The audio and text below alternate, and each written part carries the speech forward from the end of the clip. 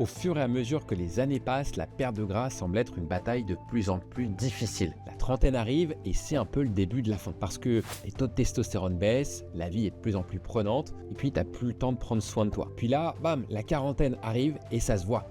En fait, la quarantaine s'est inscrite en toi, sur ton corps et c'est l'éveil. Tu cherches la méthode miracle, ce qu'il faut manger, en quelle quantité, quel sport il faut faire, combien de temps, qu'est-ce qui pourrait effacer ces années de prise de poids. Aujourd'hui, je vais te parler d'entraînement. Alors oui, il y a le HIIT, oui, il y a la musculation, oui, il y a le carb cycling, le jeûne intermittent, il y a tout un tas de méthodes. Ce dont je vais te parler, c'est pas ce que tu dois suivre. Ce que je vais te dire, c'est ce que tu dois faire pour entraîner ton corps à réagir correctement aux hormones qui sont là pour brûler ton gras. Je vais te donner les stratégies pour faire rajeunir ton système hormonal et te faire arrêter celles qui accélèrent son vieillissement. Je ne cesse de le répéter, tu m'as sûrement déjà entendu, ça ne sert à rien de courir 2 heures par jour sur un tapis. Enfin, c'est utile de temps en temps pour ton système cardio-respiratoire. Le nombre de calories que ton corps va brûler dépend surtout du temps. Le temps que tu vas passer à bouger. Et oui, la science a montré que pour brûler de la graisse, les longs efforts peu intenses, c'est efficace d'un point de vue physiologique. Un jogging de 2 heures brûle des graisses. Mais c'est long, c'est fatigant et ça rince. Puis ça donne faim en plus. Je vais le répéter plusieurs fois dans cette vidéo, l'important dans ton entraînement, c'est qu'il dure, c'est la régularité, c'est l'adhérence que tu vas avoir à cet entraînement sur un temps assez long pour que les effets que tu attends et que tu espères arrivent enfin. Et pas sûr que courir des heures chaque jour soit quelque chose que tu puisses tenir pendant des années. Un moyen d'avoir le même effet en moins de temps, c'est le HIIT ou le HIRT. L'intensité répétée par intervalle avec peu de temps de repos va créer un afterburn effect qui te permet d'avoir des effets qui sont similaires à la course à basse ou moyenne intensité, mais en utilisant beaucoup moins de temps. Et pour l'entraînement d'endurance, le plus consommateur en calories, moi je te recommande le HIIT, le HIRT sur une activité qui va mobiliser tout ton corps dans l'espace. Je ne vais pas dire le mot interdit, mais ça commence par un B et ça finit par herpes. Et c'est très efficace. Choisis surtout en fait quelque chose qui te donne envie et que tu vas pouvoir faire pendant des années. La clé du métabolisme, c'est pas de brûler des calories en faisant du sport. C'est d'amener ton corps à les brûler en dehors des séances de sport, tout le temps, sur ton canapé, quand tu dors. Et la meilleure solution pour ça, c'est d'avoir une bonne masse musculaire. Parce que la musculation, c'est pas réservé aux adolescents ou aux bodybuilders. Tu peux prendre du muscle aussi à 40 ans, tu peux prendre du muscle à 50 ans, à 60 ans. J'ai d'ailleurs fait une vidéo qui plaît énormément sur ce sujet que tu peux retrouver quelque part ici ou dans la description. Et il faut voir le muscle comme un consommateur d'énergie. Pour subsister, il en a besoin. Il a besoin de cette énergie, il a besoin de ces calories. Alors que la graisse, c'est plutôt un réservoir d'énergie. Elle n'a pas besoin de grand-chose, elle va rien consommer.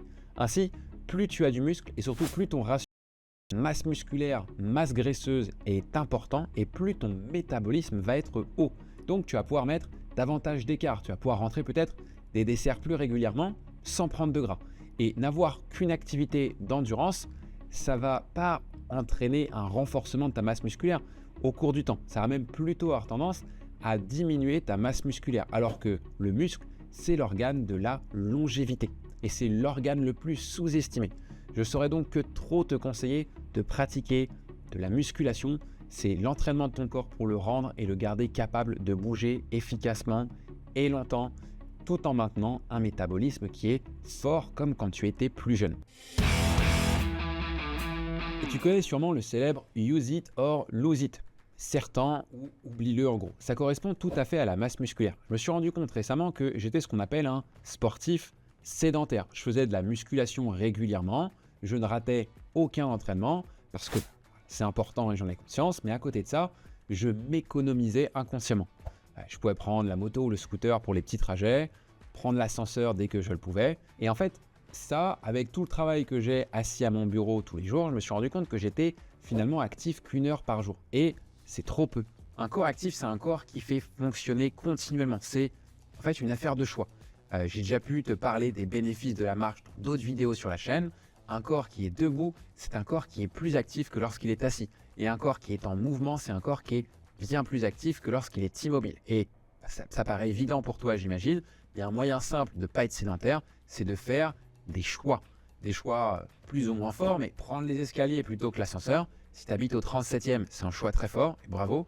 Et si tu habites au 3e, 5e, même au 7e, j'ai habité sous les toits pendant un moment, je prenais les escaliers à la place de l'ascenseur, ça me faisait bouger. Marcher pour te déplacer quand ça te prend moins de 30 minutes, c'est excellent. Utiliser le vélo, peut-être de cuisiner plutôt que d'attendre le livreur en fonction de ton temps et de ton activité et de ton emploi du temps.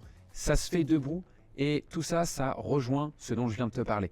Bouger, privilégier toujours le mouvement plutôt que de rester assis. Le corps a une capacité à consommer de l'énergie et à la stocker. C'est vraiment un aspect incontournable dans la santé. En amont, il y a bien sûr ce qu'on lui apporte par le biais de l'alimentation et la réaction qu'il va avoir en fonction de l'alimentation qu'on lui apporte. Puis il y a également le timing de l'alimentation avec des conséquences sur la digestion, sur le taux de sucre sanguin, sur les fluctuations d'énergie aussi au quotidien et plein d'autres. J'ai pu te parler du taux de sucre dans une autre vidéo que tu peux retrouver également en description ou sur la chaîne. Mais ce qu'il faut bien comprendre, c'est que le taux de sucre, il influe sur la sécrétion d'insuline. Et que la sécrétion d'insuline, ça a pour rôle de stocker l'énergie sous forme de glycogène. Et il est donc essentiel d'avoir le moins de fluctuations possible. En fait, dans notre quotidien, on va avoir beaucoup de fluctuations importantes avec le taux de sucre et avec le taux d'insuline. C'est ce qui nous amène à avoir des diabètes de type 2 chez une large majorité de la population à partir d'un certain âge. Le jeûne intermittent, par exemple, c'est un allié qui est assez puissant dans la gestion de ce taux de sucre. Parce que si tu vois ça comme un entraînement, c'est un peu comme si tu entraînais ton corps à faire grossir tes récepteurs à l'insuline parce que tu le prives d'alimentation. Et donc, dès qu'il y a du sucre qui arrive, dès qu'il y a de l'insuline qui arrive, il va être beaucoup plus réactif. Le taux de sucre va baisser plus vite et il aura besoin de sécréter moins d'insuline. Et donc tout ça va lutter à l'envers du diabète de type 2. Ça va lutter directement contre le diabète de type 2 parce que faire un jeûne, c'est un entraînement pour tes récepteurs à l'insuline. En gros, tu pratiques un jeûne par exemple de 24 heures une fois par semaine, ça va t'entraîner à avoir des niveaux de sucre et d'insuline qui vont être relativement stables. Ton corps va stocker moins de graisse, tu vas avoir aussi moins de graisse à brûler et en fait c'est du win-win. Parlons maintenant pour finir des catécholamines. C'est une classe d'hormones que tu connais sûrement parce que la plus célèbre, c'est l'adrénaline. Si tu as la ref, c'est quelque chose qui a été injecté directement dans le cœur d'Uma Thurman pour le relancer. Elle était inconsciente et proche de la mort et paf, elle se réveille au sursaut en pleine forme. Alors, c'est pas tout à fait exact scientifiquement parlant, mais c'est une excellente image pour que tu comprennes le rôle de l'adrénaline ou des catécholamines en général. C'est-à-dire que l'arrivée des catécholamines dans le sang provoque un état d'excitation. Le rythme cardiaque accélère, les vaisseaux se contractent, le taux de sucre augmente, le cerveau est en ébullition. Ce sont des hormones et des neurotransmetteurs qui rendent ton corps instantanément plus actif. Donc forcément, il va mobiliser plus d'énergie et donc brûler davantage de graisse. Alors là, tu veux savoir comment stimuler naturellement leur sécrétion. Je t'ai déjà donné 2 moyens en début de vidéo. Il y a le HIIT, il y a la musculation. Et je vais t'en donner 4 de plus, dont 2 qui m'ont un peu surpris. D'abord, il y a la douche froide. Celui-ci, je le connaissais parce qu'en plus de la mobilisation de la graisse, le froid, ça va entraîner une forte sécrétion des catécholamines. Ensuite, celui-là, on s'en doute beaucoup moins parce qu'on associe souvent les catécholamines à une forme de réaction au stress, mais le rire, ça peut augmenter les niveaux de catécholamines. Peut-être bien que les chaînes télé, elles mettent le Père Noël est une ordure chaque année pour nous permettre de brûler les graisses pendant les fêtes après les gros repas de Noël. En tout cas, le rire, c'est excellent pour la santé mentale et c'est un allié de la perte de gras. La caféine, c'est aussi un excellent stimulant. Si tu aimes ça, un café avant l'entraînement, c'est un bon pré-workout. Bien entendu, sans ingrédients controversés ou des calories cachées du coup. On va pas mettre du sucre. Et enfin, comme le rire, la méditation, ça m'a surpris parce que c'est une activité qui va permettre de réduire et gérer ton stress et ça va avoir un effet positif sur les niveaux de catécholamines.